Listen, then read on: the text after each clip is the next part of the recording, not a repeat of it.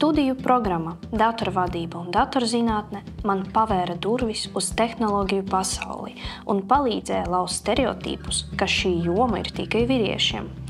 Tagad es pati varu palīdzēt studentiem atklāt, ka tehnoloģijas ir ikvienam, kurš vēlās tas apgūt un attīstīt.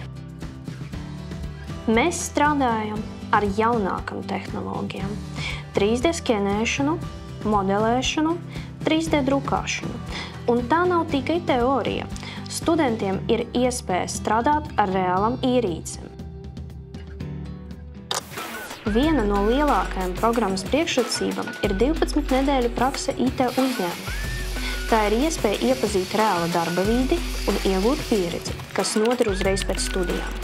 Es pati no tā ieguvu daudz un redzu, cik vērtīgi tas ir arī manējiem studentiem.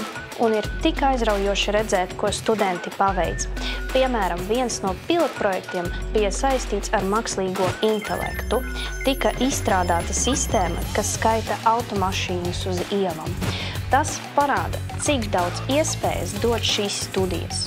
Šī programma nav domāta tikai puišiem, arī meitenes studē un studē labi. Turklāt katru gadu ir pieejamas 60 valsts finansētas budžeta vietas, kas dod iespēju apgūt šo aizraujošu jomu ikvienam.